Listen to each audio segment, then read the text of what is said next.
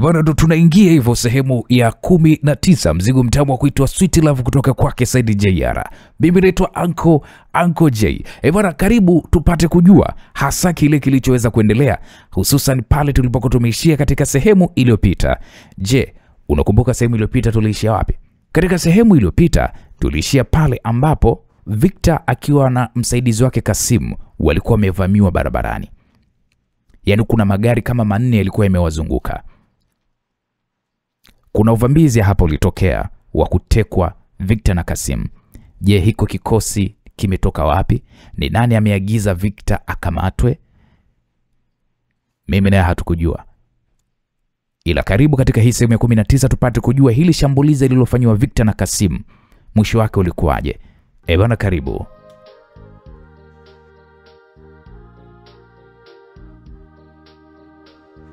Dakika moja tu, barabara nzima ilikuwa imesimama.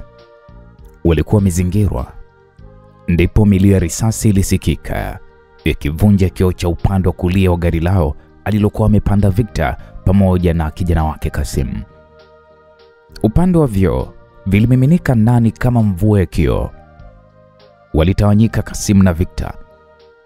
Na ndipo Kasim akawa anamwambia Victor ya kwamba chini, lala chini Victor. Lala chini. Kasimu alipiga kelele ya huku akijitupa upande wa kushoto mwa kiti chake akijaribu kumlinda Victor kwa mwili wake. Lakini kabla hata hajachukua hatua nyingine, mirija midogo ya chuma ilielekezwa ndani ya gari lao kupitia madirisha yaliyokuwa yamepasuliwa. Moshi mweupe ulipulizwa kwa kasi kubwa mno, ukitanda haraka mno hewani. Harufu kali, nzito, yenye ukali wa ajabu ilianza kujaa ndani ya gari. Gesi. Kasim alikohoa kwa nguvu akijaribu kufunika uso wake kwa mikono, lakini ilikuwa tayari. Moshi huo ulijaa kwenye mapafu yake kwa kasi isiyozuilika. Macho yake yalianza kusinzia, mwili wake ukihisi kulegea. Victor naye alijaribu kuinua mkono wake kufunika mdomo, lakini kitimwendo kilimzuia kufanya harakati za haraka. Alijaribu kupumua taratibu, lakini gesi hiyo ilikuwa ina nguvu mno. Macho yake yalianza kuona ukungu, kichwa chake kilianza kumzunguka. Sauti za watu waliovaa barakoa nzito zilisikika nje ya gari. Hakikisheni wote wamezimia haraka, hatuna muda kupoteza. Victor alijaribu kupaza sauti, lakini maneno yake yalikuwa ni mazito kinywani mwake, kama yanaanguka chini kabla hata hayajatoka. Kilio chake Victor kilibaki moyoni, huku mwili wake ukianza kulegea taratibu. Alipogeuza uso wake alimwona Kasim, naye tayari alikuwa amezimia, kichwa chake kikiwa kimeanguka kwenye usukani. Macho ya Victor yalianza kufunga, lakini kabla hayajafungwa kabisa, aliona kupitia ukungu wa macho yake milango ya magari yale meusi ikifunguliwa kwa kasi. Wanaume 4 wakiwa na silaha nzito wakishuka kwenye magari hayo. Waliingia kwa haraka upande wao, wakafungua mlango wa gari lao na kisha wakamshika Kasim, walimvuta nje kwa nguvu. Victor naye alijaribu kuhimili, lakini mikono yenye nguvu ilimkamata mabegani, ikimnyanyua pamoja na kiti chake cha mwendo. Victor alihisi hewa ikimkosa, akahisi uzito wa dunia ukimzidia, na kisha giza. Barabara yote ilibaki kimya, kama vile hakuna kilichotokea. Watu waliokuwa mbali, walioshuhudia tukio hilo, walibaki kimya kwa hofu, wakihofia kusogea au hata kupiga simu. Upepo wa bahari uliendelea kuvuma kana kwamba ukifuta haraka alama zote za tukio hilo. Lakini ndani ya mioyo ya waliokuwa mashahidi, hofu kubwa ilizaliwa. Kwa mara ya kwanza, mtoto wa waziri mkuu alikuwa ameangukia mikononi mwa watu wasiojulikana. Msikilizaji, kwa tukio hilo lililotokea hadharani, tena mchana kweupe, ndani ya dakika chache tu habari zilienea haraka kuliko hata moto kwenye nyasi kavu. Ni dakika chache tu baada ya tukio la kutekwa kwa Victor na msaidizi wake Kasim pale barabara kuelekea Upanga, tayari picha na video fupi za tukio zilianza kusambaa kwenye simu za watu. Mashuhuda wachache waliokuwa na ujasiri walirekodi kwa siri kupitia vioo vya magari yao, wakipiga video za milio ya risasi, gesi ikipulizwa ndani ya gari, na wanaume waliovaa barakoa wakimtoa Victor pamoja na kiti chake cha mwendo. Dakika 10 tu baadaye, mitandao yote ya kijamii ilikuwa imejaa habari hizo. mtoto wa waziri mkuu ametekwa mchana kweupe jijini Dar es Salaam. Taharuki unaambiwa ilizuka kila kona ya nchi. Watu walijiuliza kwa hofu, kama mtoto wa waziri mkuu anaweza kutekwa mchana kweupe tena barabarani mbele ya watu, je, sisi raia wa kawaida tuko salama kweli? Mitaani napo katika vijio vya bodaboda, vijana walikuwa wakiongea kwa sauti za mshangao na hofu kwamba hii imezidi sasa. Yaani kama Victor kapotezwa mchana hivi, si tunabaki na nani wa kutulinda? Mmoja alilalamika huku akiweka simu yake mfukoni baada ya kuonyesha video ya tukio. Pana watu wanasema walikuwa na magari 4. Walitoka kama sinema. Huu sio utekaji wa kawaida. Hawa watu wana nguvu kubwa mno. Mtu mwingine alijibu hivyo, sura yake ikijaa wasiwasi. Kwenye maofisi nako wafanyakazi walikuwa wameacha shughuli zao, wakibishana kwa sauti juu ya tukio hilo. Wengine walisema ni mpango wa kisasa, wengine walisema ni mpango wa kisiasa, wengine walihisi ni chuki binafsi dhidi ya Victor kwa sababu ya ndoa yake na binti wa rais. Lakini jamani, hii sio siasa tena. Hii ni vita ya wazi kabisa. Hawa watu wanaonesha serikali nzima hawaiogopi kabisa. Katibu mmoja alisema hivyo, akitikisa kichwa kwa mshtuko. Kwenye vyombo vya habari nako saa moja tu baada ya tukio, vyombo vikubwa vya habari vilivunja matangazo yao ya kawaida. Redio ziliingia moja kwa moja na taarifa za breaking news zikieleza kuwa mtoto wa waziri mkuu ambaye pia ni mume wa binti wa rais ametekwa mchana kweupe maeneo ya Upanga. Runinga zilianza kurusha video za mashuhuda huku watangazaji wakiwa na sauti zilizojazwa na taharuki. Mpaka sasa haijulikani ni nani amefanya kitendo hiki, wala walikompeleka Victor na msaidizi wake haijulikani ni wapi. Jeshi la polisi limeahidi kutoa taarifa muda si mrefu. Taarifa moja ya habari ilirindima, ikikatishwa mara kwa mara na sauti ya wataalamu wakijadili usalama wa taifa. Mbali na mijini, hata vijijini, habari zilifika kupitia redio ndogo ndogo za betri na simu za bei nafuu. Wakulima waliosimama mashambani walisikiliza taarifa wakibadilishana macho ya hofu. Mama kama mtoto wa kiongozi mkubwa hapatikani, sisi maskini tutaishije jamani? Mama mmoja alisikika akisema kijijini kwake. Naam, Ikulu nako moto ulikuwa umewaka kwa taharuki nzito mno. Rais mwenyewe alipopewa taarifa, uso wake ulipoteza utulivu. Ilikuwa si tu mwanafamilia wake ametekwa, bali pia usalama wa taifa ulitupiwa maswali mazito.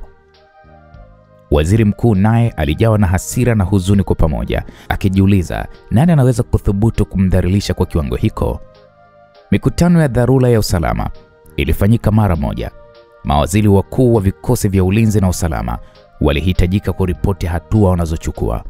Anga la jiji lilijazwa na helikopta za kijeshi zikizunguka, vikosi vya ulinzi vikipelekwa barabarani na vizuizi vingi vya polisi vikawekwa kwa kasi.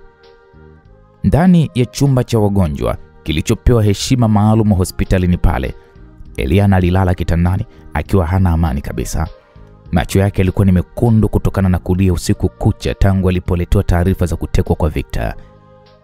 Kila mara alipokuwa akipumua, mapigo yake ya moyo yalikuwa kama yamejaa mzigo mzito wa hofu. Alikuwa akipapasa tumbo lake lililokuwa bado changa, huku akijaribu kuongea na mtoto wake tumboni kwa sauti dhaifu mno.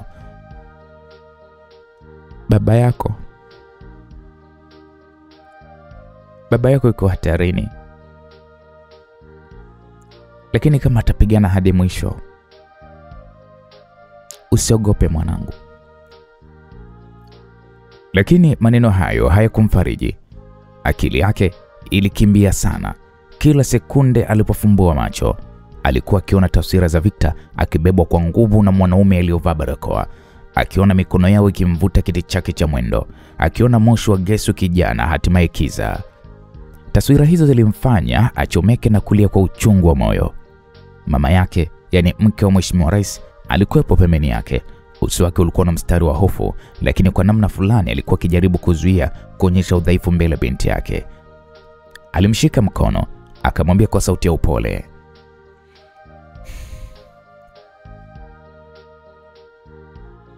binti yangu Eliana, hebu naomba utulie. Najua unampenda Victor. Najua maumivu yako ni makubwa mno.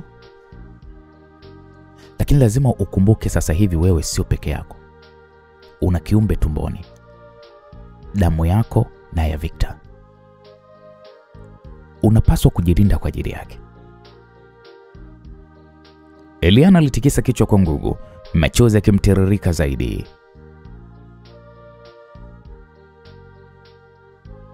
Mama, siwezi kukaa hapa tu. Siwezi. Lazima niende nikamtafute Victor. Hii ni ndoa yangu. Huyu ni mume wangu. Mama, sitavumilia kukaa kwenye kitanda huku sijui hali yake. Hapo mama yake alimsogelea zaidi. Alimkumbatia taratibu kama mama anayemfariji mtoto mdogo aliyeota ndoto mbaya.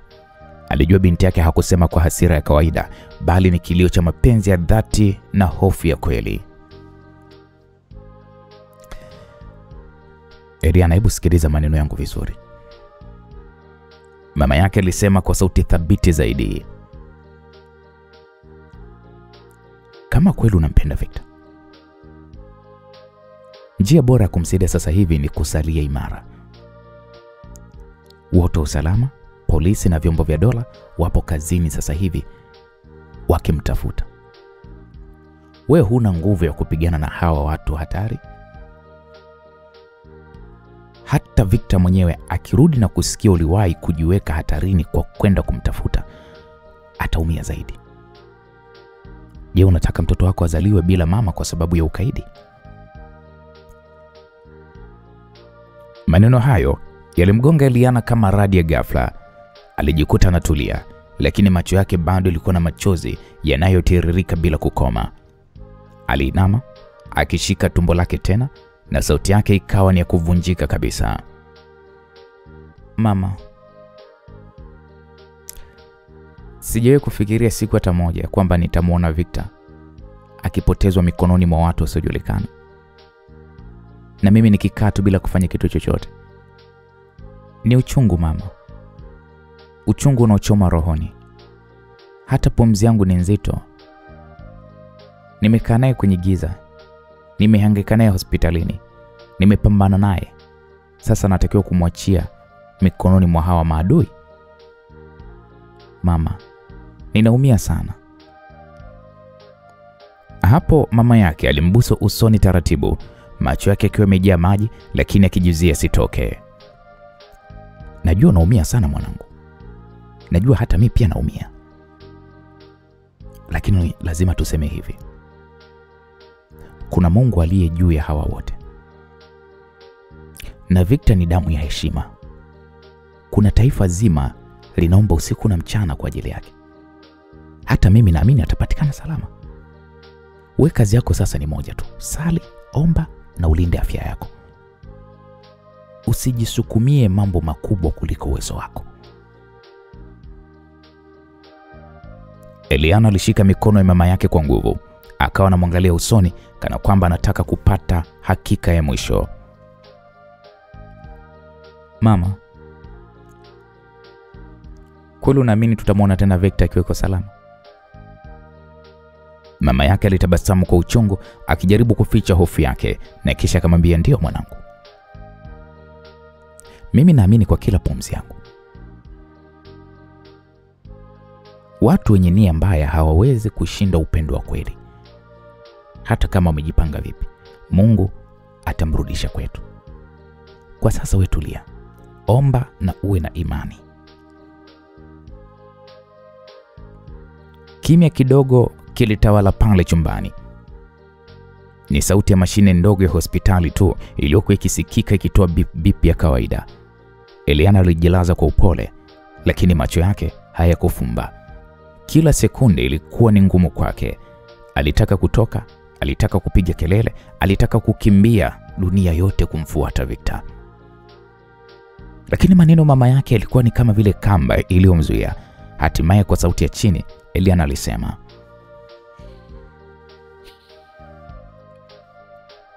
"Basi mama, kama kweli kila kitu kipo mikononi mwa Mungu, nitakaa hapa, lakini sitakaa kimya. Nitaomba usiku na mchana. Sitamwacha Mungu apumzike hadi amrudishe mume wangu." Mama yake alitabasamu kidogo, akamkumbatia tena akisema kwa upole, "Huo ndio moyo ninaoutaka kwa mwanangu. Fanya hivyo, sali kwa bidii.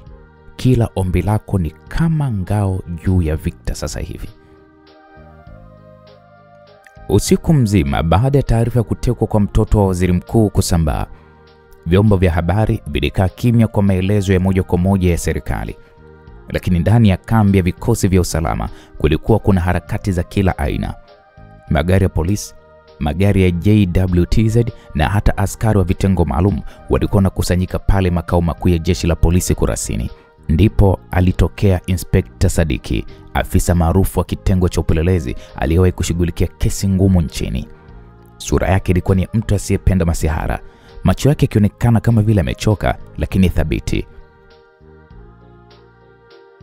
Wakati anaingia kwenye chumba cha mikutano, ukimya ulitanda.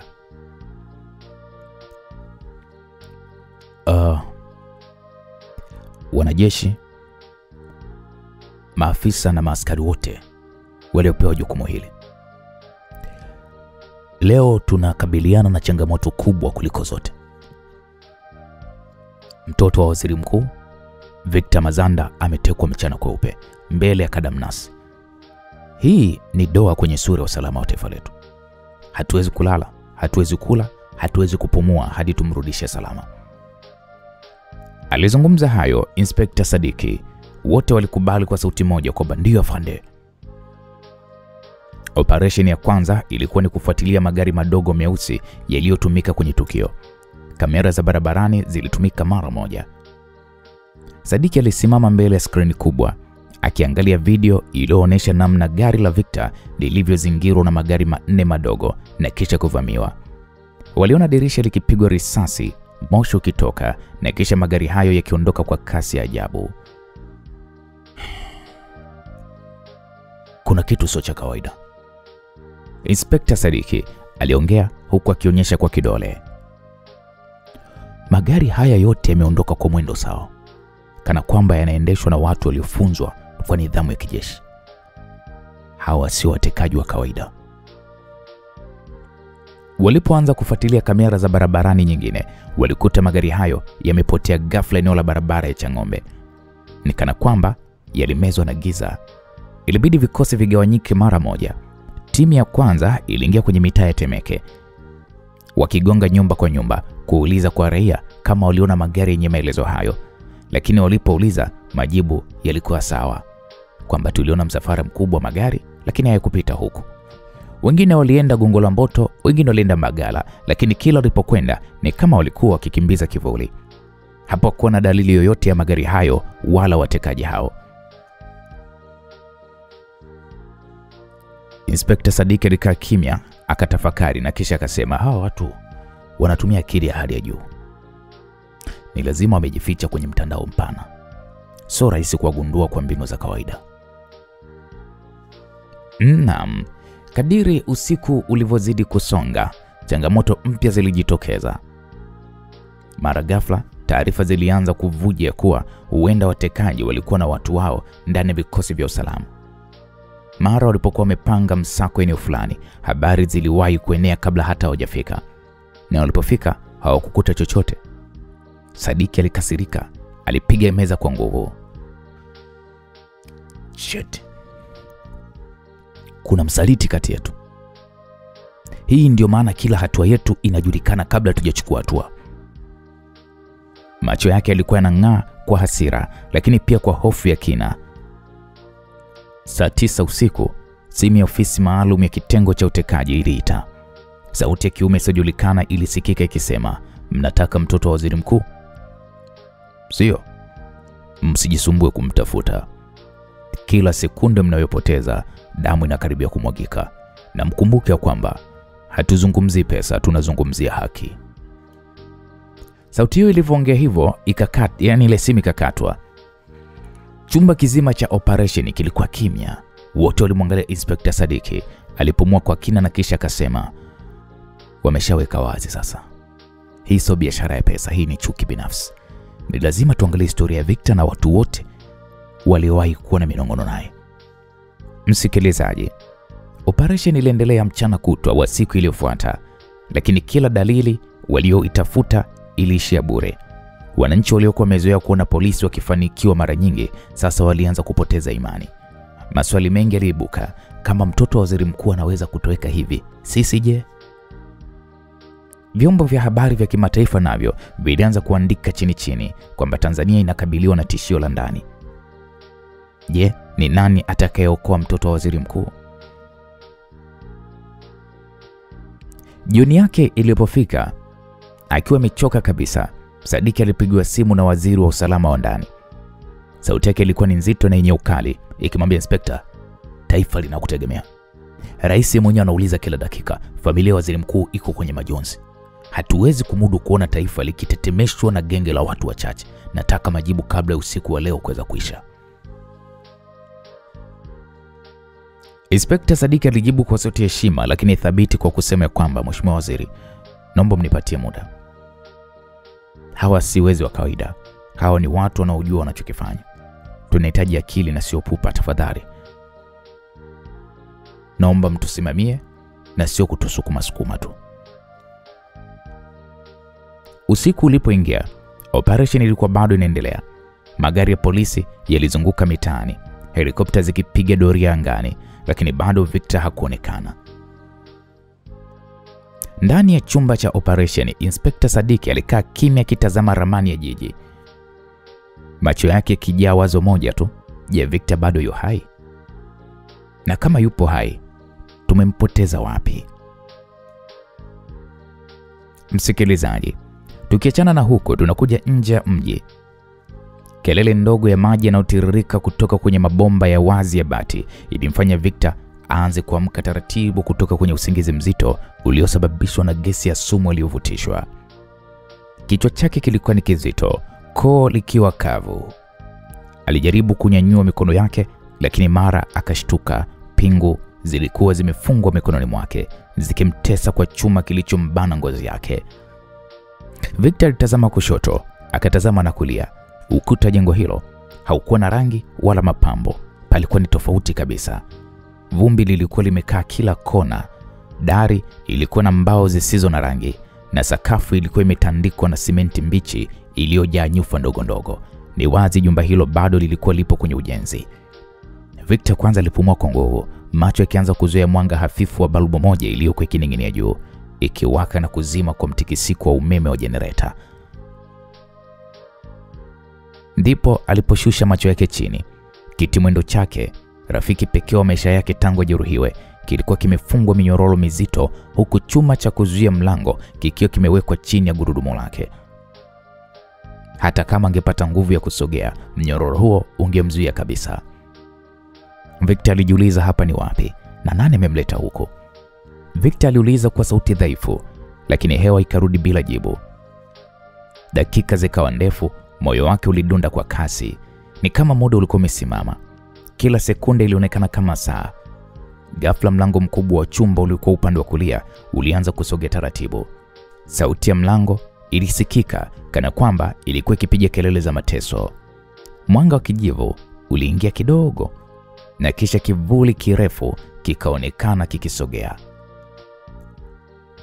Victor hapo alishusha pumzi nzito, macho yake yakitoa machozi bila kujua. Alipomwona vizuri, huku moyo wake ukiganda kwa hofu, alikuwa ni Hafsa. Hafsa, alisema Victor, na hii ilikuwa ni mara baada ya kumwona Hafsa akipiga hatua za taratibu kuja pale alipokuwa yeye. Lakini hapana, huyo si Hafsa yule ninayemjua mimi. Mbona ana hasira hivi? Alijiwazia Victor huku akijaribu kuushawishi ubongo wake uamini kwamba Hafsa yule anayemwona si yule aliyekuwa mpenzi wake zamani, kitu ambacho si kweli. Kwani Hafsa huyo ndiye aliyekuwa yule wa zamani.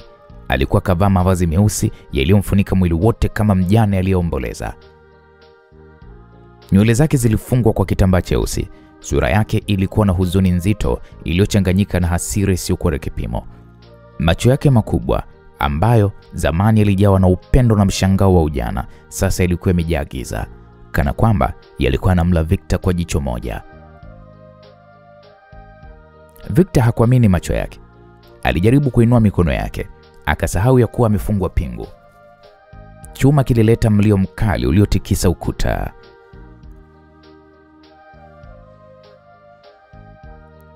Hafsa, aliita kwa sauti dhaifu yenye mshangao. Wewe ni kweli? Hapakuwa na jibu. Hafsa alisimama umbali wa hatua chache mbele yake, akimtazama kwa macho makali yasiyopepesa. Hakuonyesha ishara ya furaha wala mshangao wa kumwona Victor tena. Alikuwa kimya Hafsa, kimya chenye hofu na ukali kwa wakati mmoja. Ni kama kila pumzi yake ilikuwa imejaa maumivu ya miaka mingi. Victor alijisikia ubaridi ukimvaa. Kwa mara ya kwanza alihisi pingu na mnyororo wake si tatizo kubwa, bali macho ya Hafsa ndio yalikuwa kifungo halisi. Walitazamana kwa muda mrefu bila kusema neno. Ukimya ule ukawa ni mzito kuliko sauti yoyote. Balbu ya juu ilitetemeka na kutoa sauti ndogo, lakini bado haikukatisha utazamaji wa macho kwa macho. Kwa sekunde chache Victor alihisi kurudi nyuma kwenye kumbukumbu za zamani. Alimkumbuka Hafsa akiwa ni msichana mchangamfu, akicheka pale Mlimani City, akimshika mkono bila aibu. Alikumbuka jinsi alivyokuwa akimuita moyo wangu, lakini sasa mbele yake alikuwa ni Hafsa tofauti kabisa. Victor alivuta pumzi kwa nguvu, akasema kwa sauti ya kuguna, Hafsa, kwa nini? Nini kinachoendelea hapa? Ina maana kwamba ni wewe ndio umeniteka? Bado kimya kilitawala. Hafsa hakusema neno. Alifanya jambo moja tu. Alinyanyua mkono wake akagusa mdomo wake kwa kidole, ishara kumwambia Victor nyamaze. Macho yalimwaga machozi, lakini bado hayakupoteza ule ukali wa chuki. Victor kashtuka, hofu ikamzidi. Alihisi kuna maneno Hafsa anataka kuyasema lakini anashindwa. Kuna siri nzito kati yao, siri ambayo hajui kama yuko tayari kuisikia. Dakika zilipita, kimya kikatanda tena. Mwisho Hafsa aligeuka polepole. Alifungua mlango wa chuma, akatoka bila hata kusema neno. Mlango ulipofungwa kwa kishindo, Victor alibaki peke yake, lakini safari hii sina ukuta, sina mnyororo tu, bali na picha ya uso wa Hafsa iliyojaa huzuni na hasira, ikimfuatilia akilini mwake kama jinamizi. Victor alijisemea kwa sauti ndogo huku machozi yakimtoka. Mungu wangu, hii ina maana gani? Kwa nini Hafsa? Kwa nini? Ndani ya jumba hilo lisiloisha ukarabati, kilichosalia ni sauti ya mapigo ya moyo wake na kelele za upepo unaovuma kupitia madirisha. Ukimya uliofuata ulikuwa ni mzito kuliko kifungo alichofungwa, lakini hata hivyo haukudumu sana. Akiwa bado ameketi kwenye kiti mwendo chake, mikono ikiwa imefungwa kwa pingu na mnyororo mzito ukifunga kiti chake chini, alikuwa amebaki kimya, akiwaza maana ya macho aliyoyaona kwa Hafsa muda mfupi uliopita. Macho yenye huzuni na chuki kwa pamoja, macho yalikuwa yakimchoma moyo kama kisu. Mlango wa chuma ulifunguka tena, safari hii kwa kishindo kikubwa. Hafsa aliingia, hatua zake zikigonga sakafu ya simenti kwa uzito. Mikononi mwake alikuwa ameshika kamba ya katani, ikining'inia chini kana kwamba ilikuwa imebeba ujumbe wa hofu. Victor moyo ulimruka.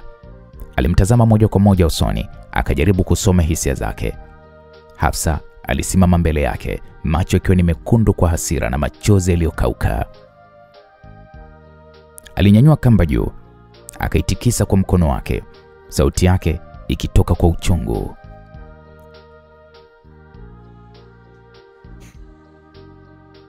Victor, kwa nini ulifanya hivyo kwangu? Victor alifungua mdomo kutaka kujibu, lakini sauti ya Hafsa ilimzidia nguvu. Kwa nini uliniacha? Kwa nini ulinitupa kana kwamba mimi ni takataka? tulipanga maisha, tulipanga familia, halafu kaenda kumoa Eliana. Eliana binti wa rais. Mimi nilikosa nini? Nilikuwa mchekeshaji tu kwako, si ndio? Nilikuwa daraja la kukufikisha ulipotaka kufika, si ndio? Sauti yake ilitetemeka, machozi yalianza kumtoka tena, lakini mara hii yalikuwa ya hasira na sio huzuni peke yake. Victor alimeza mate, alivuta pumzi ndefu, mikono yake iliyofungwa pingu ilitikisika kwa nguvu ndogo, kana kwamba alikuwa anataka kungojea karibu zaidi na Hafsa. Kwa upole mkubwa akasema,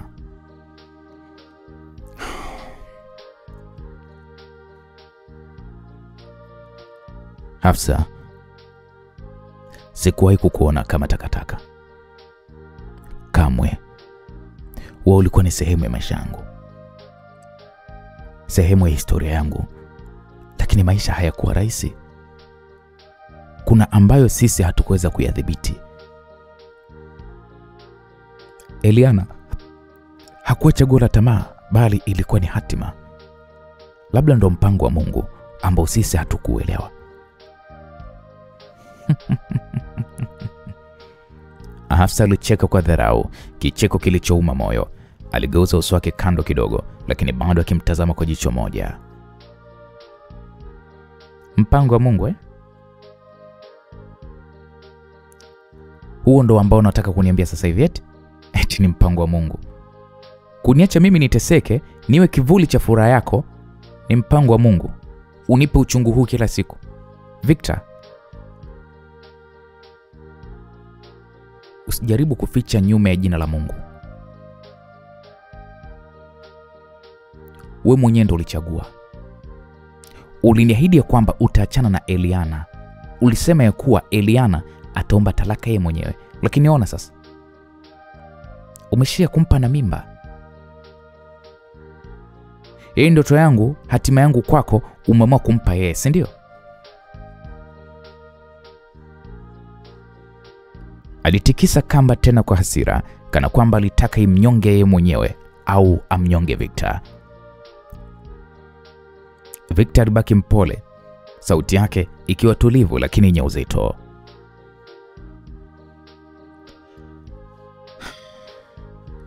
Hafsa, najua maumivu yako, najua kuwa nilikuumiza, na hicho sio kitu ambacho naweza kufuta kwa maneno matupu. Lakini ukweli ni huu. Wakati nilipoanguka kwenye ajali, nilihisi dunia yangu yote imeanguka. Wakati wote nilipokuwa nikihangaika, Eliana ndiye aliyekuja na kusimama pembeni yangu. Wewe ulipotea ghafla, wewe haukuwepo. Unaweza kuniambia ulikuwa wapi? Alafu kwanza unanilaumu mimi wakati ulikuwa unashirikiana na adui yangu Ademola kuniangamiza. Kaa kimya Victor. Nimesema kimya. Hayo yote uliyataka wewe. Ulisema utamwacha Eliana na kunioa mimi, lakini wewe ulifanya nini? Umeniumiza sana Victor. Na bado unahoja kwamba nilikuwa wapi? Victor alitikisa kichwa kwa huzuni, akishusha pumzi.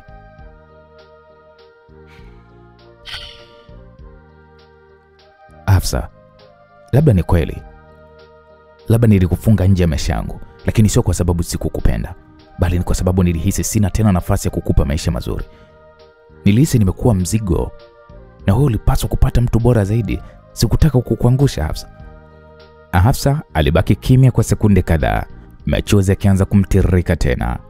Kamba ya katani aliyokuwa ameishika ilishuka taratibu, ikining'inia kando yake. Sauti yake ilikuwa ni dhaifu huku akitetemeka.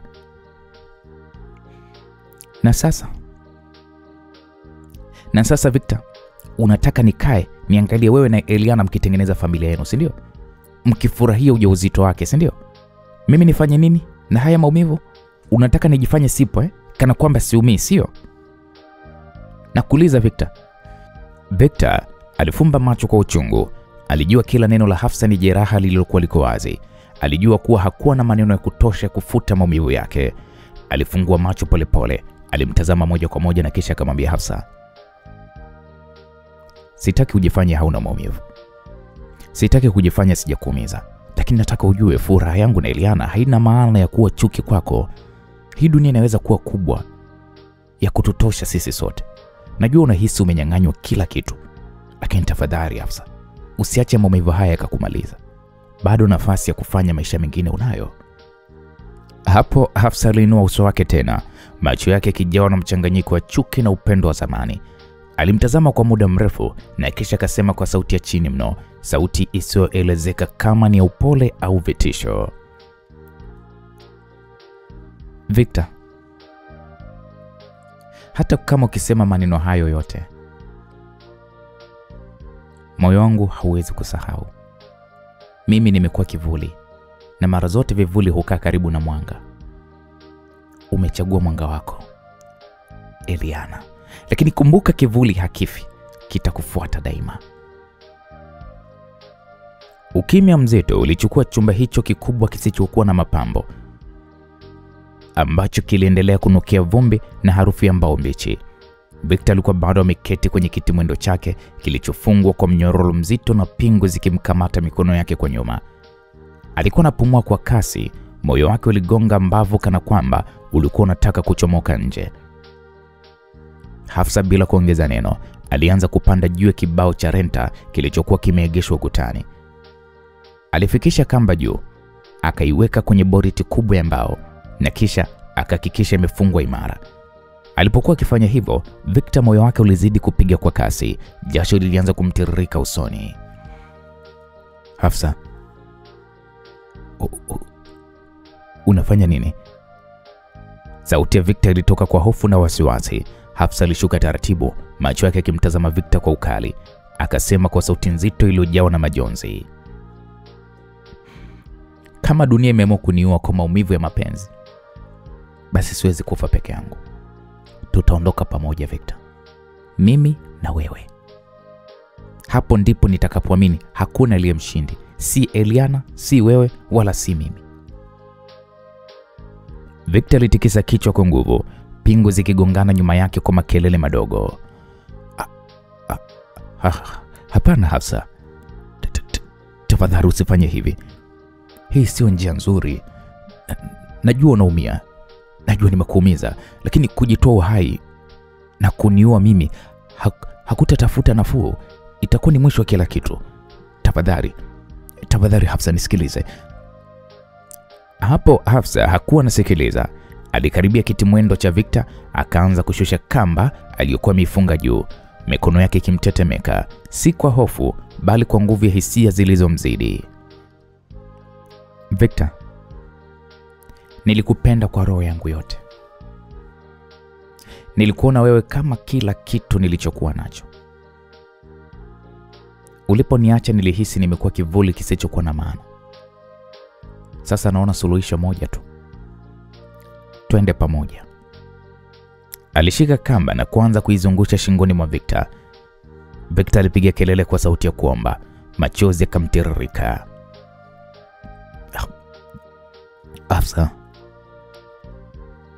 Hafsa, usifanye hivyo. Usifanye hivi. Fikiria mama yangu. Fikiria mama yako na mdogo wako. Fikiria mtoto ambaye Eliana amembeba tumboni mwake. Je, unataka kuondoa maisha yote haya kwa sababu ya maumivu yako? Tafadhali nakusi, usifanye hivi Hafsa, nakuomba. Victor, ina maana unaogopa kufa, si ndio? Hapana, siogopi kifo. Isipokuwa nafikiria wale tulioacha nyuma yetu bado wanatuhitaji sana. Kama ni kifo, acha kije kwa hatima yetu na sio hiki cha kujitakia. Hii ndio hatima yetu Victor. Tulianza mapenzi pamoja na sasa tunaenda kuyaendeleza pamoja huko mbinguni. Msikilizaji, Hafsa hakuonekana kuwa na mzaha hata kidogo. Kwa namna alivyokuwa anaongea, ni kama vile tayari alishakuwa kakata tamaa kabisa kuendelea kuishi hapa kwenye hii dunia. Akili na moyo wake kwa pamoja ilikuwa inawaza kitu kimoja tu, kifo. Victor bado hakuchoka kumsihi Hafsa.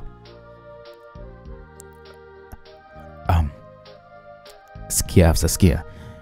Mimi nitakupa chochote unachokitaka. Kama ni pesa nitakupa kiasi chochote unachokitaka, lakini usifanye hivi unavyotaka kufanya. Hivi unafikiri pesa yako itamrudisha Victor wangu ambaye kwa sasa haoni wala sikii kwa Eliana? Mimi wala sihitaji tena pesa kwenye maisha yangu. Leo tunakufa pamoja Victor wangu. Maiti zetu zitakuwa kumbukumbu ya vifo vya wapenda nao. Tutakufa pamoja kama Romeo na Juliet. Hafsa tafadhali acha.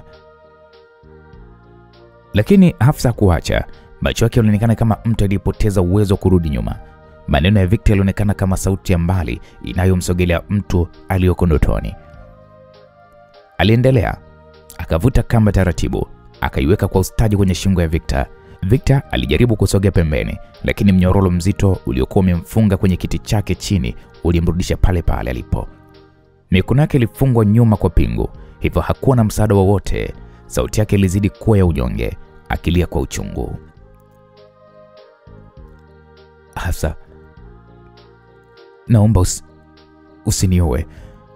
Hata kama unipendi, hata kama hunisamei, basi uniache niteseke nikiwa niko hai. Usichukue uhai wangu tafadhali. Nakusihi kwa heshima ya mapenzi tulowahi kushirikiana. Naam.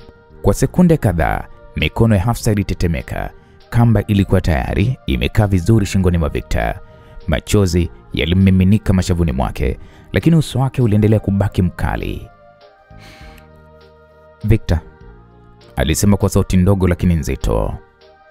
Hakuna mtu atakayenielewa, wala hakuna atakayejua uchungu niliobeba. Ukiniomba nikusamehe, siwezi. Lakini pia siwezi kukuacha uishi maisha ya furaha bila mimi. Tutakufa pamoja, hapa na sasa hivi. Victor alipiga kelele za uchungu, si kwa maumivu ya kamba, bali kwa maumivu ya moyo. Hafsa, usinipe adhabu hii tafadhali. Eliana hajui chochote. Mtoto hajazaliwa. Usitumie maumivu yako kuharibu maisha ya watu wasiokuwa na hatia tafadhali, nakuomba. Kama kweli ulikuwa unanipenda, basi usiniue. Maneno hayo yalimgusa kwa ghafla Hafsa. Alitetemeka. Alikaa kimya kwa muda mrefu akimtazama Victor, macho yake kimwaga machozi. Mikono yake ilibaki ikishikilia kamba, lakini haikuvuta tena. Kwa sekunde chache ukimya ulitawala ndani ya jumba hilo. Ni pumzi nzito za Victor na kilio cha chini cha Hafsa ndizo zilizojaza angani. Hafsa alijipangusa machozi kwa hasira na kisha alipiga kelele kwa sauti ya juu, kana kwamba alikuwa akipigana na nafsi yake. Alisimama mbele yake, uso wake ulijaa huzuni na macho yake yalimwaga machozi.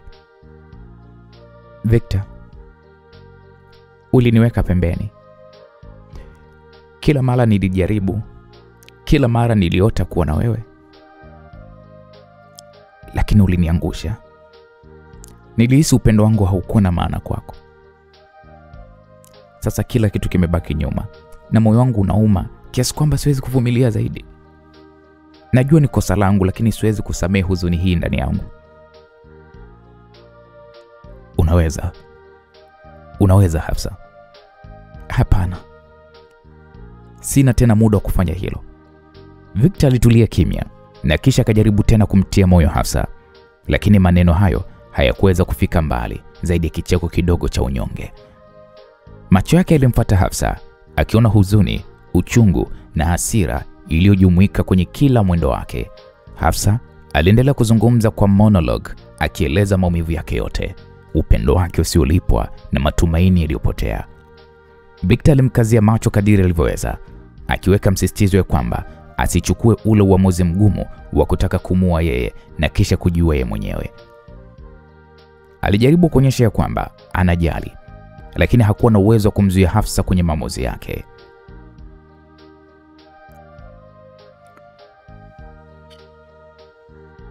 Hafsa, najua kuwa unaumia.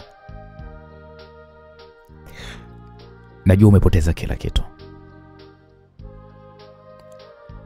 Lakini tafadhali usiruhusu huzuni yako ikushambulie.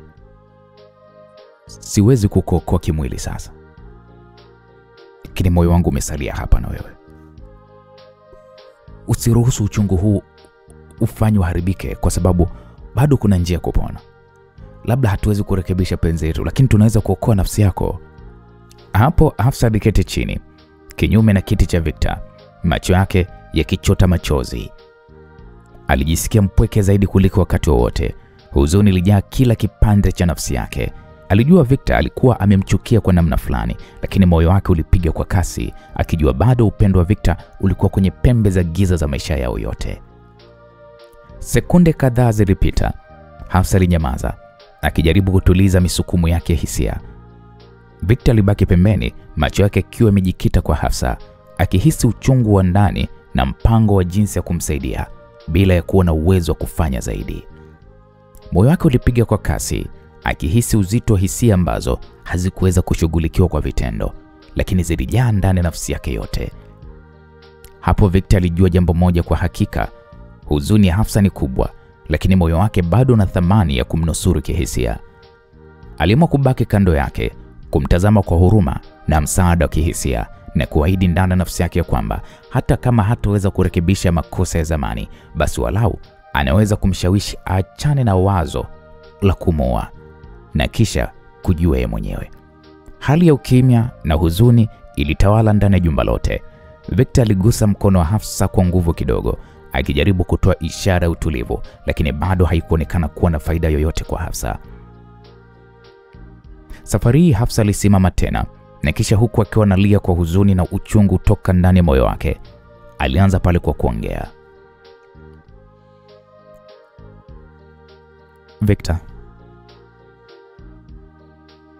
Victor, kwenye maisha yangu nilimpenda mwanaume mmoja tu ambaye ni wewe. Nilikuwa tayari kufanya chochote kile kwa ajili yako. Nilikupenda sana Victor, lakini wewe umeamua kuweza kunilipa maumivu haya. Nashukuru sana Victor kwa hili, nashukuru. Najua ni kosa langu kukupenda bila kujua kuwa wewe sio hatima yangu.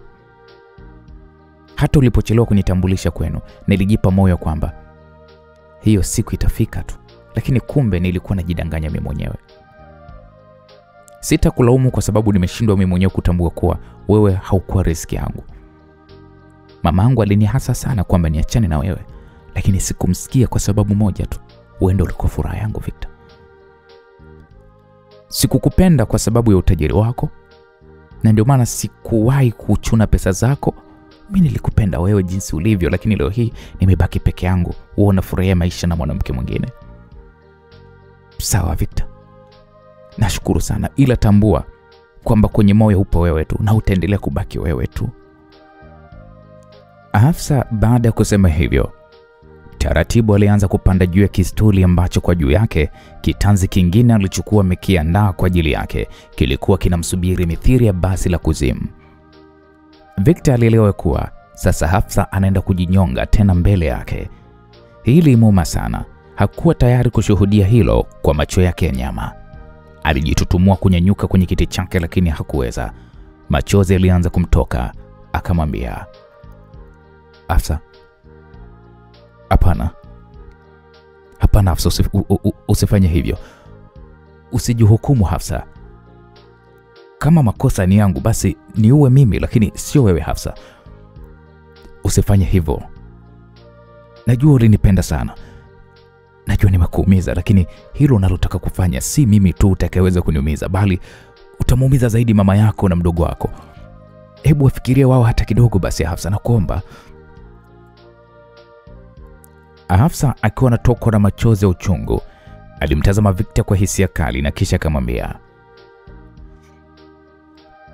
mamangu na mdogo wangu na wakabidhi kwako. Kama kweli ulinipenda hata kidogo, basi utawatunza mamangu na mdogo wangu. Kilipita kimya kidogo na kisha akasema, kwaheri Victor.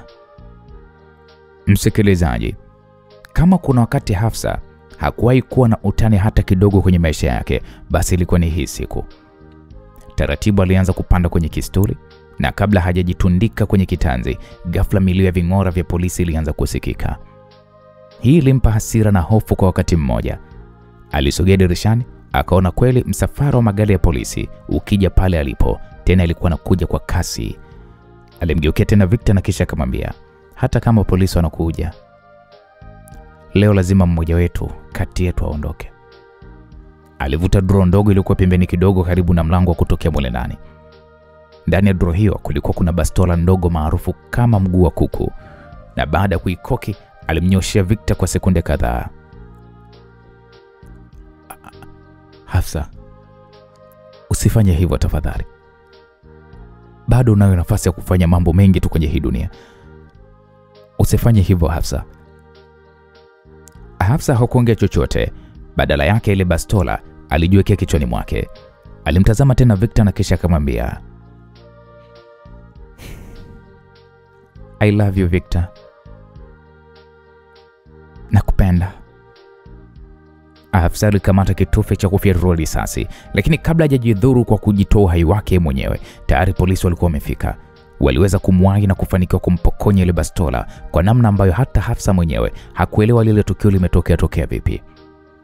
Haraka sana, polisi wakiongozwa na Inspector Sadiki walimchukua Victor pamoja na Hafsa ambaye kwa wakati huo alionekana kama vile kachanganyikiwa hivi. Gari la wagonjwa lililombeba Victor liliingia kwenye lango kuu la hospitali ile kubwa jijini Dar es Salaam. Milio ya ving'ora ikikatiza anga la jioni kwa ukimya. Ulinzi mkali wa walinzi binafsi na askari wa serikali ulikuwa umeambatana nao, ukizingatia hadhi ya Victor kama mtoto wa waziri mkuu. Sauti za haraka za wauguzi na madaktari zilivunja ukimya pale walipokimbia kumlaki, huku machela ikisukumwa kwa kasi kuingia ndani. Victor hakuwa na nguvu ya kuzungumza. Macho yake tu ndio yaliokuwa yakitazama taratibu dari la hospitali. Karibu zaidi, Hafsa pia aliletwa akiwa amepoteza nguvu na uso wake ukionekana kujaa maumivu ya ndani.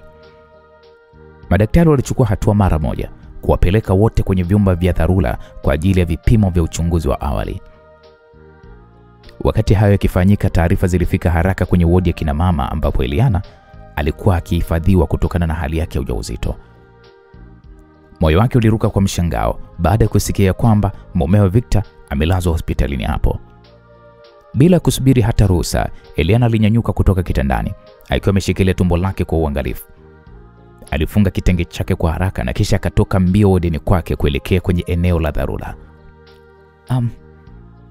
Victor yuko wapi? Nipelekeni mume wangu alipo tafadhalini, aliomba kwa sauti yenye kutetemeka, huku wauguzi wakijaribu kumtuliza.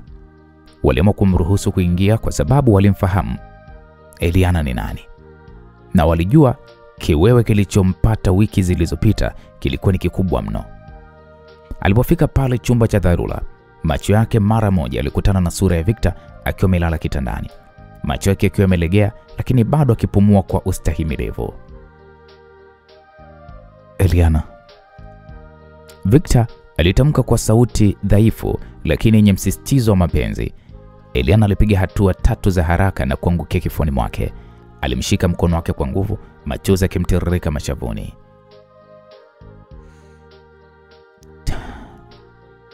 Nilijua nitakupoteza Victor. Nilijua kabisa. Mungu ni mwema. Umenirudia tena, alisema kwa sauti iliyokatika kwa kulia. Victor, ingawa mikono yake ilikuwa ni dhaifu na bado imeathirika na pingu alizofungwa kabla, alijitahidi kushika mkono wa Eliana, akimtazama kwa macho yaliyojaa maumivu na mapenzi kwa wakati mmoja. Nisamehe kwa kila jambo lililotokea. Nisingeweza kujilinda wala kukuacha ukiwa peke yako. Lakini hata pale nilipokuwa gizani, moyo wangu ulikutafuta wewe tu. Eliana, wewe ndiye mwanga wangu. Aliongea kwa mapumziko ya pumzi. Maneno hayo yalimvunjia Eliana nguvu. Akakaa kando kitanda huku machozi yakimwagika. Akamshika usoni kwa mikono miwili. Huna la kuniomba msamaha Victor. Dunia nzima inaweza kunipinga, lakini wewe ni wangu na sitaruhusu mtu yoyote akuchukue kutoka kwangu. tuliapa kuwa pamoja kwenye dhoruba na kwenye amani. Naamini ndivyo Mungu anavyotaka iwe. Wakati wawili hao wakiwa wamezama kwenye mguso huo wa hisia, upande wa pili wa chumba Hafsa naye alikuwa amelazwa akipewa matibabu kwa mshtuko wa kisaikolojia. Aliwatizama Victor na Eliana kutoka mbali. Macho yake yalijaa huzuni ya aina yake. Hakuweza kusema chochote, ila aligeuza uso wake pembeni, akijua ya kwamba ukweli sasa ulikuwa mbele yake. Victor na Eliana walishikamana kwa njia ambayo hakuna mtu angeweza kuivunja. Madaktari walipomaliza vipimo vya haraka, walithibitisha kwamba Victor hakuwa na majeraha makubwa zaidi ya uchovu wa mwili na athari za gesi aliyokuwa ameivuta wakati anatekwa. Alihitaji mapumziko na uangalizi wa karibu, lakini maisha yake hayakuwa hatarini. Eliana alipumua kwa nguvu akipokea taarifa hiyo, akimshukuru Mungu kimoyomoyo. Dakika zilizofuata zilitawaliwa na ukimya wenye maana kubwa mno. Eliana aliendelea kushika mkono wa Victor bila kuachia, kana kwamba akifanya hivyo angerudisha nguvu zake zote. Victor naye, ingawa hakuwa na nguvu, moyo wake ulikuwa umetulia kwa sababu mke wake alikuwa pale kando yake bila kumwacha. Saa chache baadaye walihamishiwa kwenye wodi ya kibinafsi yenye ulinzi mkali. Mama yake Victor alifika akifurahi kuona mwanae yu hai, na kisha mama yake Eliana naye aliingia akimtazama binti yake kwa umakini, kana kwamba anataka kumhakikishia kwamba hakuna baya lingine litakalotokea. Wote kwa pamoja walikubaliana kwamba sasa kilicho muhimu ni kuhakikisha Victor anapona. Eliana anabaki salama na ujauzito wake, na familia yao inaendelea kushikamana. Kwa muda mrefu, Eliana alibaki ameketi kando ya kitanda cha Victor, akimnywesha maji, akimpangusa jasho usoni, na kila mara akimnongoneza maneno ya matumaini. Victor alihisi upendo wa mkewe ukiwa ni mkubwa kuliko nguvu yoyote ya giza iliyokuwa imemzunguka.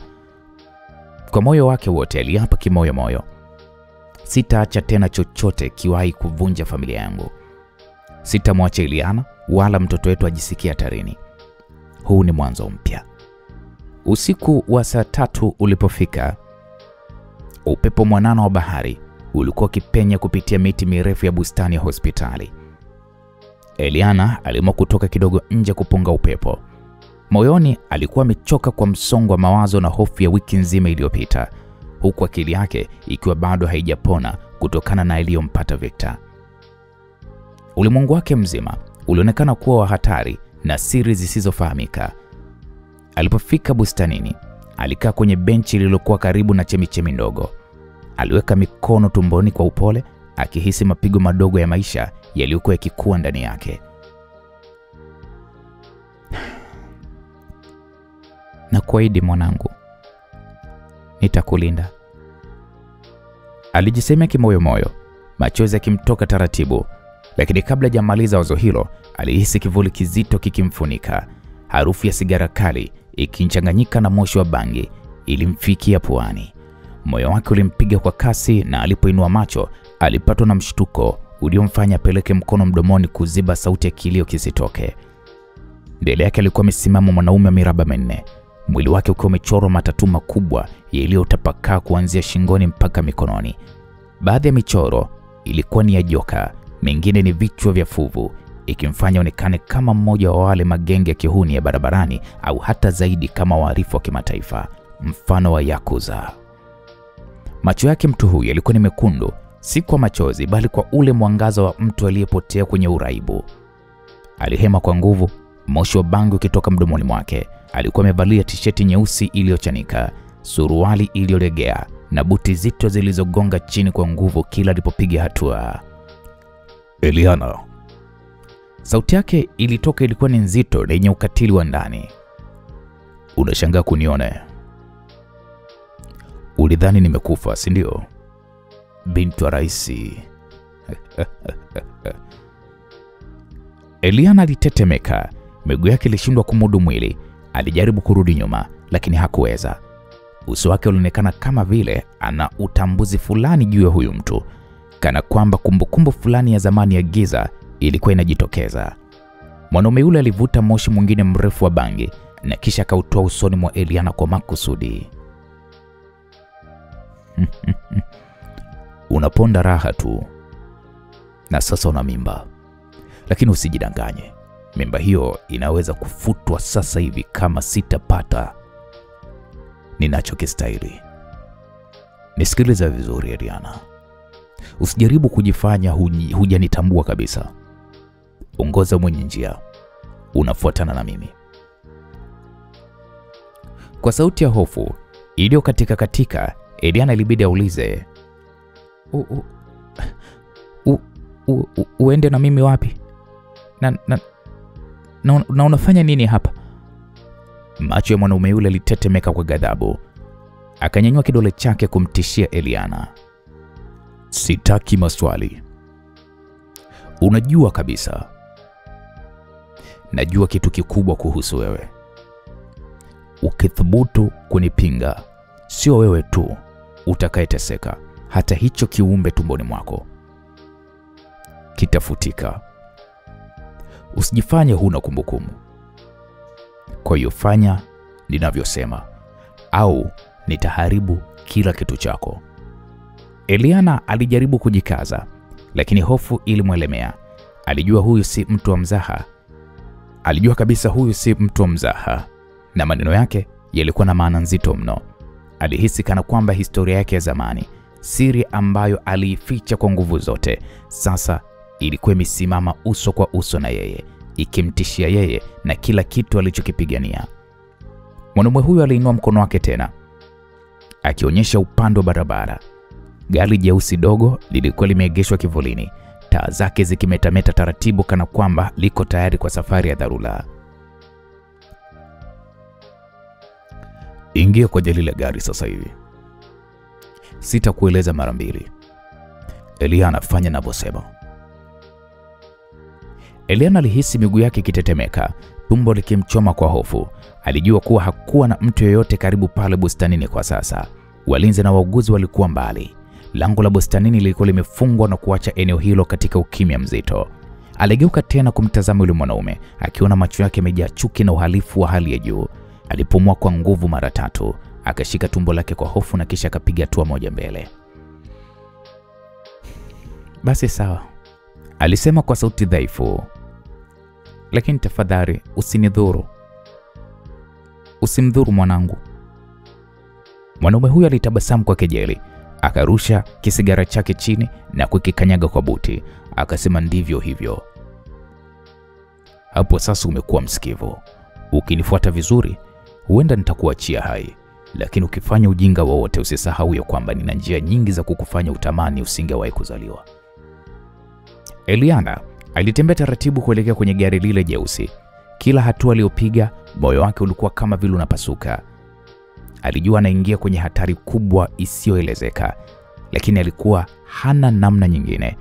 Alipofika mlangoni, alifungua kwa mkono wa kutetemeka na kuingia ndani. Giza zito la hatari lilimsubiri. Mwanaume yule naye aliingia upande wa dereva, aliwasha gari kwa kishindo. Mlio wa injini ulitikisa anga la hospitali kwa sekunde chache, na kisha taratibu gari likaondoka, likimeza barabara za usiku, likimchukua Eliana mbali na ulinzi wa hospitali, mbali na Victor, na pengine karibu zaidi na siri kubwa iliyojificha kwenye maisha yake. Ndani ya gari kulikuwa kuna kimya kizito kilichozungukwa na harufu ya bangi. Harufu ya bangi iliyokuwa bado ikivuma hewani kutoka kwa nguo na ngozi ya Gideon.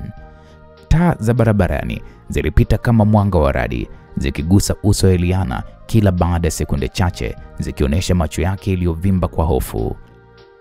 Eliana aliketi kiti cha nyuma, mikono yake ikitetemeka huku akishika tumbo lake kwa wasiwasi. Alijaribu kuvuta pumzi kwa utulivu, lakini haikuwezekana. Moyo wake ulikuwa ukipiga kasi kana kwamba ulikuwa unataka kuruka nje ya kifua chake. Kwa sauti ya unyonge, aliomba kwa kusema, Gideon, tafadhali tuzungumze kama binadamu. Unajua mimi ni nani? Mimi ni mjamzito, na zaidi ya hapo mimi ni binti wa rais wa hii nchi. Ukinipeleka kusikojulikana, kunidhuru au kunifanya jambo lolote baya, utakuwa umejipeleka wewe mwenyewe mikononi mwa maangamizi. Hii ni Tanzania.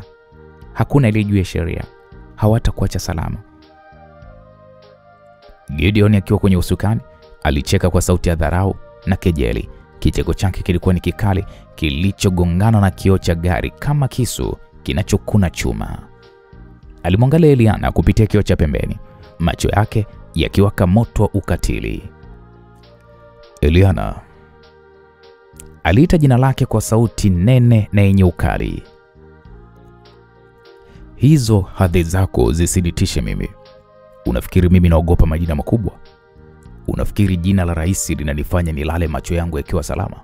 Au nadhani hiyo mimba yako ni kinga ya dhahabu? Gideon alipiga honi kali wakati akipita barabara ndogo yenye giza na kisha akaendelea kuzungumza. Mimba sio kitu kwangu. Hadhi sio kitu kwangu. Mimi ni Gideon. Wewe unanijua vizuri mimi ni nani na ninachoweza kufanya. Nilikuona jinsi ulivyostahimili kupanda ngazi ya maisha bila kuangalia nyuma. Lakini kumbuka, kuna watu hawajawahi kusahau ulipotoka, na mimi ni mmoja wao. Eliana alitikisa kichwa kwa hofu, machozi yakimtoka. Alijua haikuwa mara yake ya kwanza kumsikia Gideon akiongea kwa namna hiyo, na jina hilo lililopasua hewa, moyo wake ulipigwa mshindo wa hofu zaidi. Hakumwita kwa jina hilo kwa bahati mbaya, alionekana kumfahamu kwa muda mrefu. Gideon, nakuomba. Sauti yake katika, mikono ikishika tumbo lake kwa nguvu zaidi, kana kwamba anajaribu kulinda kiumbe kilichopo tumboni. Niko tayari kufanya chochote utakachosema, lakini tafadhali usinipeleke mbali na mume wangu, mbali na familia yangu. Unajua mimi sio kama wengine. Mimi sasa sipo peke yangu. Nimebeba maisha ya mtu mwingine ndani yangu. Huyu mtoto tumboni mwangu hana hatia yoyote. Tafadhali usimzuru. Gideon alitabasamu, tabasamu la kuudhi lililokuwa lina sumu ya dharau. Alifuta kijasho kwenye paji la uso wake na kisha alivuta pumzi nzito ya bangi aliyokuwa ameiwasha muda mchache kabla ya kumfuata Eliana. Eliana, unadhani naogopa kukamatwa? Gideon aliuliza huku akipiga teke kidogo kwenye brake na kuligeuza gari ghafla kwenye barabara ya vumbi. Giza lilikuwa limekalia eneo lote. Watu wa aina yangu hawakamatwi kirahisi, na hata wakikamatwa kuna mamia ya wengine huko nje wanaoishi kwa damu yangu, wanaoishi kwa jina langu. Mimi si mtu mmoja tu. Mimi ni kivuli cha hofu ambayo kila mtu anajaribu kuisahau. Usijidanganye Eliana. Eliana alilia kimya, macho yake yakimtazama Gideon kwa hofu ya kweli. Lakini kwa nini sasa Gideon? Kwa nini uniingiza kwenye haya? Wewe unajua nilitaka maisha tulivu. Wewe unajua nilitaka kusahau kila kitu. Kwa nini huniachi nikaishi na familia yangu? Kwa nini?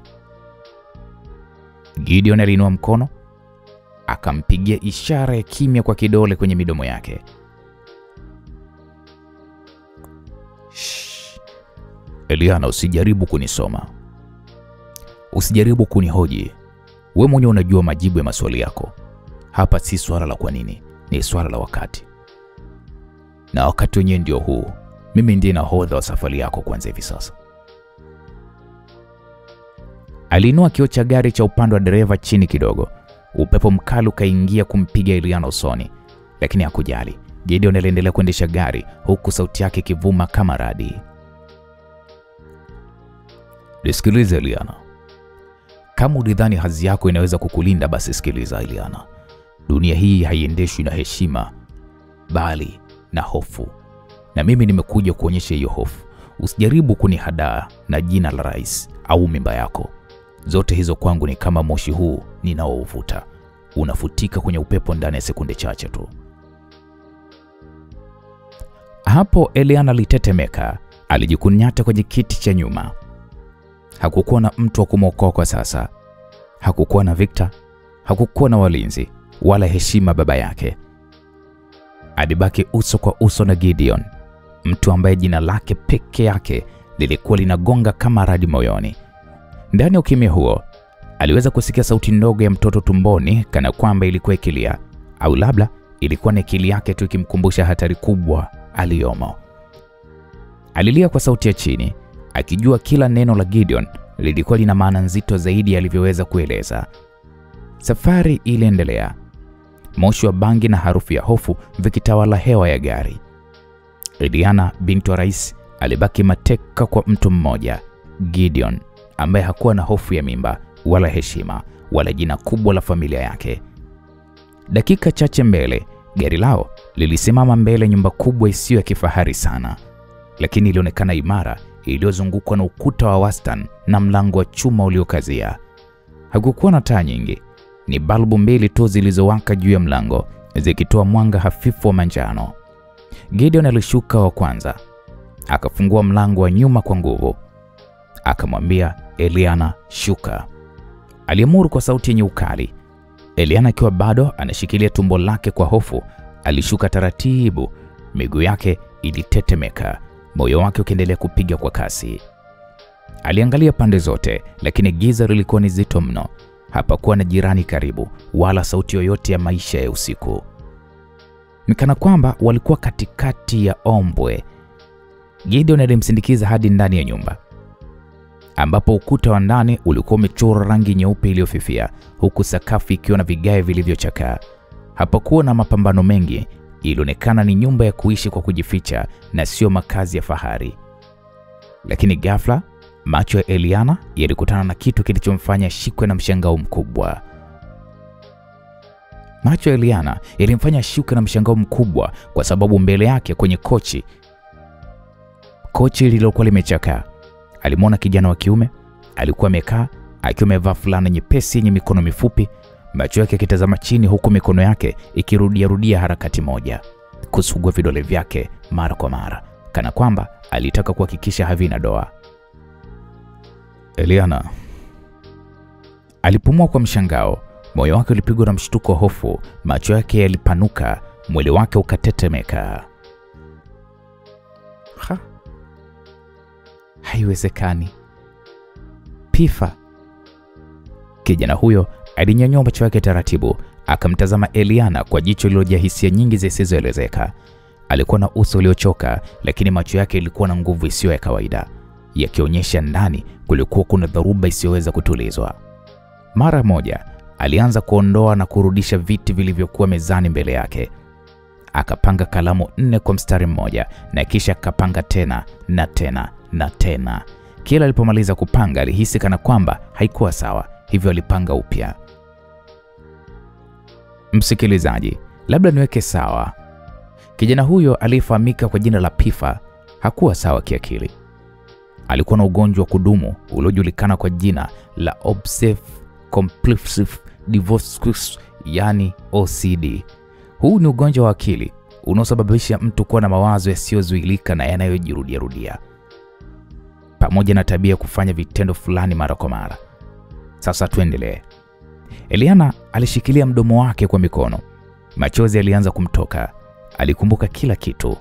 Miaka mingi nyuma, akiwa bado ni mdogo, alihusiana na familia ya Gideon. Kitu kilichotokea baina yao ndicho kilichosababisha Pifa kuishi na hali hii hadi leo.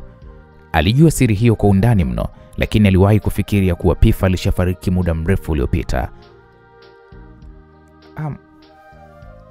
Lakini nilidhani umekufa, alitamka Eliana kwa sauti dhaifu, kana kwamba alikuwa akizungumza na kivuli. Pifa hakujibu.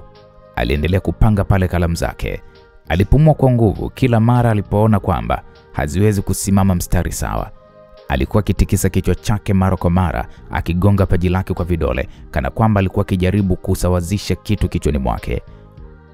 Gideon aliyekuwa amesimama nyuma ya Eliana, akimwangalia kwa macho ya chuki, alitikisa kichwa kwa huzuni na hasira. Eliana, angalia vizuri, huyu hapa ni mdogo wangu. Huyu ndiye Pifa. Angalia alivyo sasa. Angalia maisha yake yalivyochafuka. Hivi ndivyo ulivyomwacha. Hivi ndivyo ulivyomharibu. Kwa miaka yote hii nimekuwa nikiishi kwa maumivu haya. Maumivu ya kumwona mdogo wangu akiwa katika hali hii, kisa wewe na wivu. Eliana, hebu mtazame hapo alipo, hawezi hata kufanya matembezi ya mwenyewe. Mdogo wangu alikuwa na ndoto kubwa ya kuwa mwanamitindo maarufu duniani, lakini ona hali yake sasa. Kila kitu kwake kimefutika na kubaki historia ambayo hata haikumbuki tena. Yote ni kwa sababu yako na mama yako. Unajifanya unajali kuhusu mtoto wako.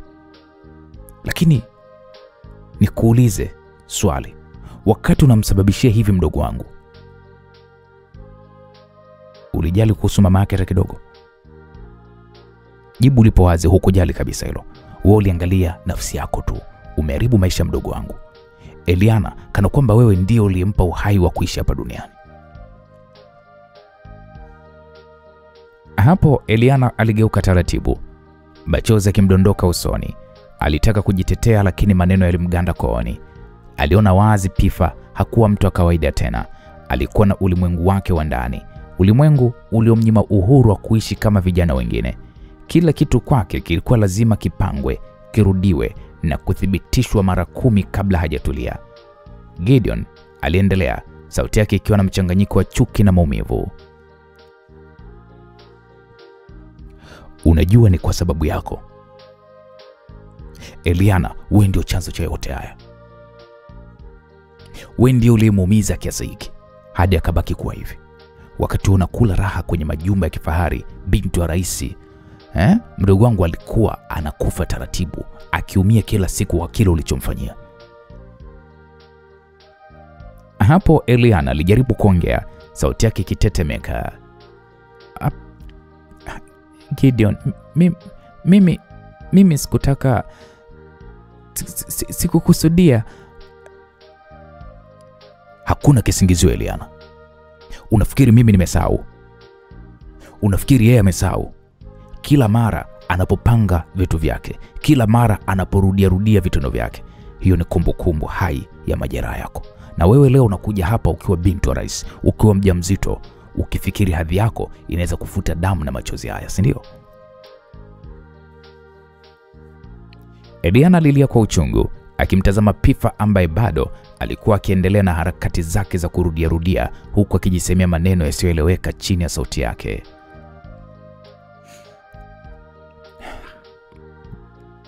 Pifa, aliita kwa uchungu Eliana, sauti yake ikikatika. Samahani. Sikutaka maisha yako yawe hivi. Sikujua utateseka hivi. Hapo Pifa hakumjibu Eliana. Aliendelea kuishi ndani ya ulimwengu wake, akipanga na kurudia vitu vyake, kana kwamba alihitaji kufanya hivyo ili kupumua. Gideon alimsogelea karibu na uso wake, akamnyoshia kidole kwa hasira. Na sasa Eliana, ni zamu yako. Utajua machungu aliyopitia mdogo wangu. Utaona maana ya mateso. Hii sio hadithi ya ndoa yako na Victor. Hii sio hadithi ya heshima ya familia yako. Hii ni hadithi ya maumivu yetu, na wewe ndiye mhusika mkuu.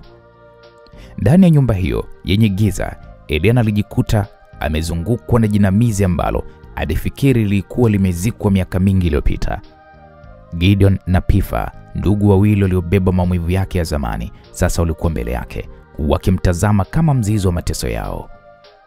Gideon alisimama ghafla, macho yake yakimeta kwa hasira isiyoisha. Alienda upande wa rafu dogo lililokuwa limejificha ukutani, akavuta pale sanduku la mbao lililokuwa limechakaa. Alifungua taratibu, akatoa albamu ya picha iliyokuwa imechakaa, kurasa zake zikiwa zimetuna kwa muda na historia ya familia isiyosaulika. Eliana, Gideon alisema huku akitetemesha albamu mikononi mwake. Wakati umefika uone ukweli.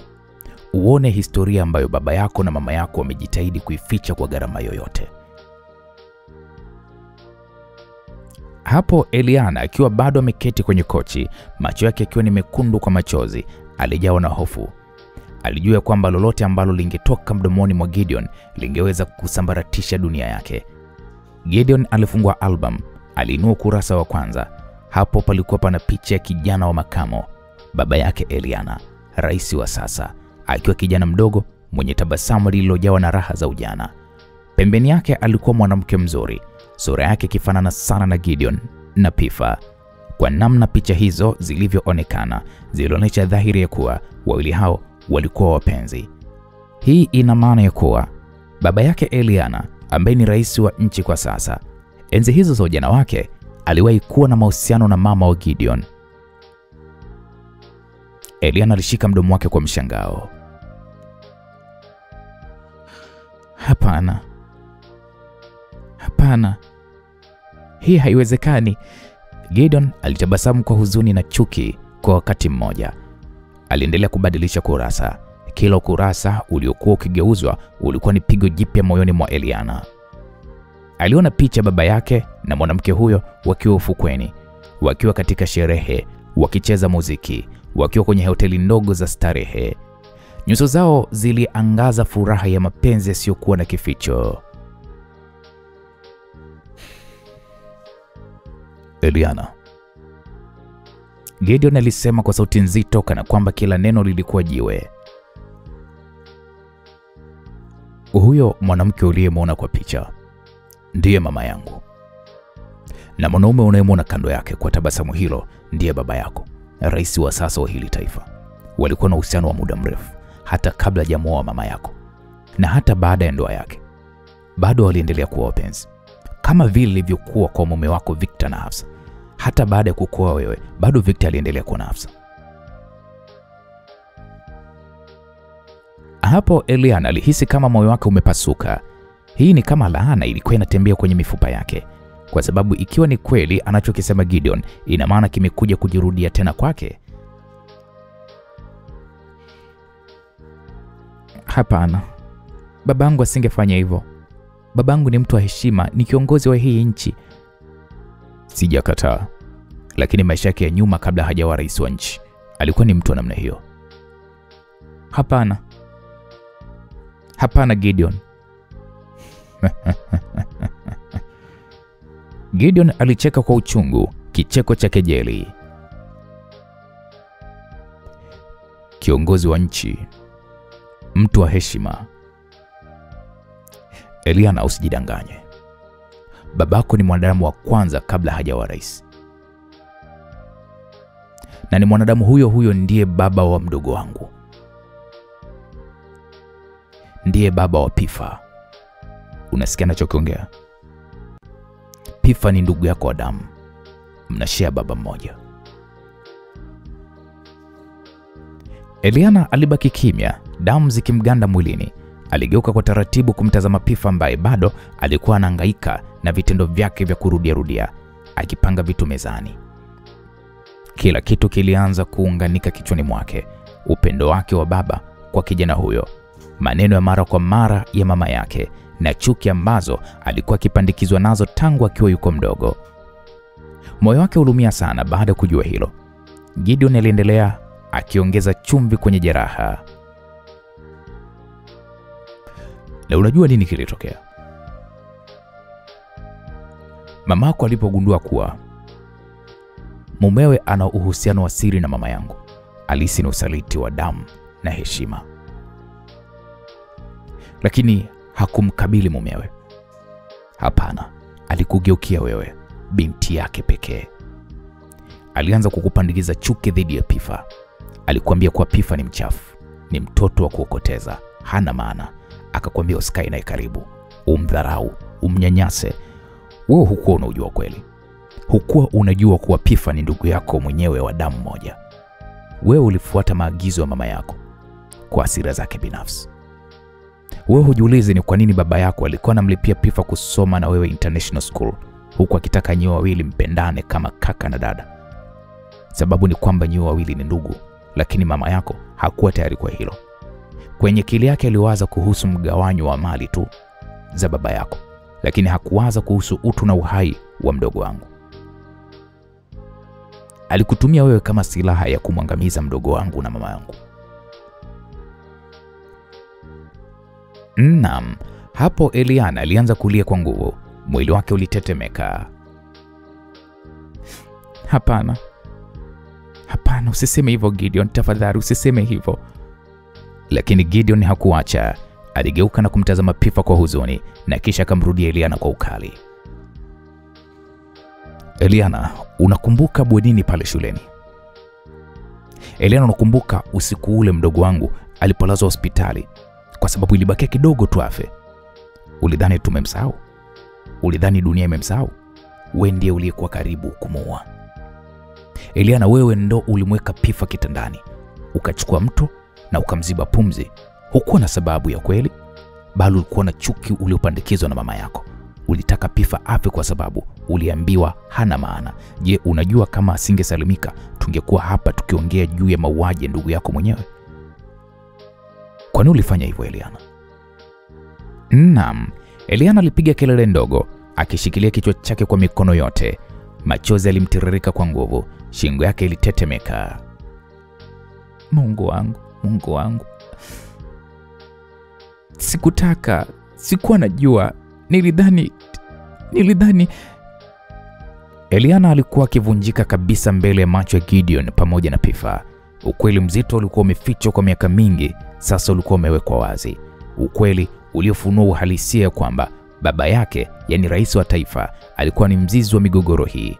Mama yake chanzo cha chuki, na yeye Eliana chombo kilichotumika kama silaha dhidi ya ndugu yake mwenyewe wa damu moja.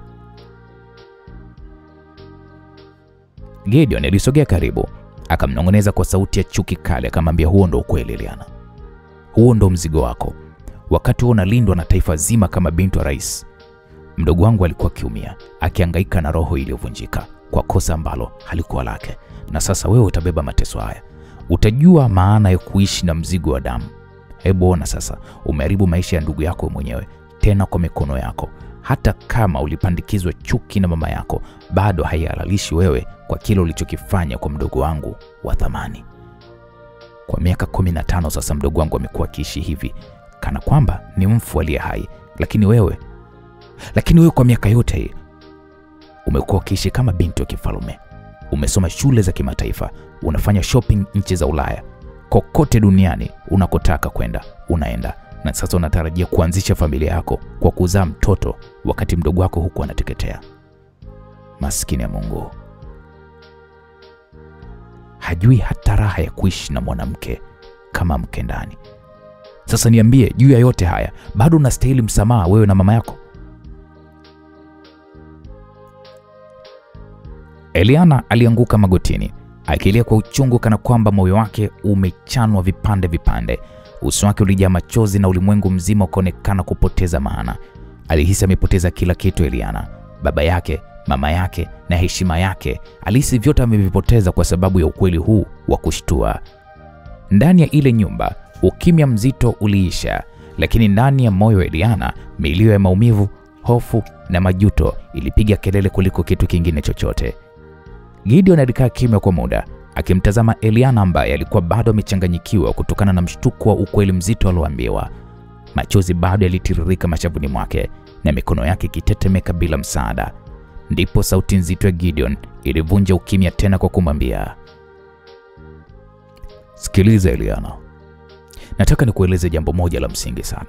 Ukipuuza, maisha yako, ya mtoto wako na ya mama yako yote yataangamia. Lakini ukitenda kama anavyosema, basi historia itabaki historia tu. Hakuna mtu mwingine atakayewahi kujua. Hapo Eliana alinua macho yake yaliyokuwa yamejaa hofu na huzuni, akimkodolea macho Gideon. Una maana gani? Unataka nifanye nini? Gideon alivuta pumzi ndefu na kisha kainuka taratibu, akifunga albamu aliyokuwa amemwonesha Eliana. Alitembea hatua chache na kisha akasimama karibu na dirisha, akitazama giza la usiku lililojaa utulivu wa bandia. Sauti yake ilipotoka ilikuwa ni ya baridi na yenye msisitizo. Baba yako kwa sasa ni rais wa nchi. Sina mpango wa kumchafua mbele ya raia wake, kwa sababu ukweli ni kwamba yeye hajui kila kitu kilichokuwa nyuma ya pazia. Anachojua ni hiki: baada ya kile ulichomfanyia Pifa alikufa, na ndio maana hajui kama mtoto wake bado yuko hai, na hivyo ndivyo itakavyobaki. Unamaanisha unataka nimfiche babangu ya kwamba mtoto wake hayuko hai? Kwa nini? Kwa nini usimwambie ukweli? Gideon aligeuka haraka, macho yake yakiwaka kwa hasira iliyopimwa. Kwa sababu shida yangu sio baba yako. Shida yangu ni mama yako na waziri mkuu. Hao ndio adui zangu wakuu. Hao ndio walioniharibia maisha, walioniharibia familia yangu, walionifanya nikuwe na chuki hii moyoni mwangu mpaka leo. Mama yako ndiye aliyekutumia wewe kama silaha dhidi ya mdogo wangu, na sasa mimi nitakutumia wewe kama silaha dhidi yao. Hapo Eliana alibaki kinywa wazi, mwili wake ukitetemeka zaidi. Alishusha pumzi nzito huku akijaribu kujipanga. Sawa, umesema mamangu na waziri mkuu, lakini unataka nini hasa kutoka kwa waziri mkuu? Gideon alisogea mbele, akakaa kwenye kochi lililokuwa sambamba na Eliana. Macho yake yakamchoma kwa ukali, kana kwamba ilikuwa ikimnyonya nafsi. Nisikilize Eliana, waziri mkuu ni adui yangu namba 1. Huna haki ya kuuliza kwa nini. Huna haki ya kujua kilichonifanya nimchukie kiasi hiki. Lakini tambua hili, wewe ni mke wa Victor, mtoto wa waziri mkuu. Hiyo ni nafasi yangu ya dhahabu. Unapaswa kunipatia taarifa zote za ndani kabisa ya familia yake na kazi yake. Nataka kila siri, kila mpango, kila maamuzi anayoshiriki, ikiwa ofisini au nyumbani. Kwa taarifa hizo nitaharibu maisha yake. Nataka aondolewe madarakani, atupwe jela na maisha yake yaishie kwenye fedheha ya umma. Hapana Gideon, hapana. Huwezi kuniambia nifanye hivyo. Waziri mkuu ni baba mkwe wangu, ni baba wa mume wangu. Hiyo itakuwa ni sawa na kumsaliti mume wangu mimi mwenyewe. Wewe hunielewi. Siwezi kumsaliti Victor. Siwezi kuiharibu familia yangu. Gideon alitabasamu kwa kejeli, tabasamu lililokuwa la baridi sana, likiwa halina chembe ya utu. Aligemea nyuma kwenye kochi na kisha akasema kwa sauti ya chini lakini kali, akamwambia Eliana, unafikiria sana upande wako Sikiliza vizuri. Kama hutofanya ninavyosema, basi nitafichua kila kitu. Nitamwambia rais ya kuwa Pifa bado yuko hai na atajua kwa nini ulitaka wewe kumuua. Nitamwambia kwamba wewe binti yake ndiye ulitaka kumuua mtoto wake wa damu. Unajua nini maana yake hapo? Mamako atashushwa heshima mbele ya taifa lote, na wewe utachukiwa na kila raia, na huyo mume wako Victor ataona wewe si mtu wa kuaminiwa tena. Utafukuzwa, utatengwa, na mtoto wako tumboni atakuwa bila heshima. Je, huo ndo mustakabali ambao unautaka? Eliana alitikisa kichwa kwa maumivu, machozi yakimtoka bila kizuizi. Lakini hii ni dhuluma. Hii ni chuki ya zamani isiyokuwa na hatia na mimi. Kwa nini unanitumia mimi? Kwa nini husishwe na chuki zenu?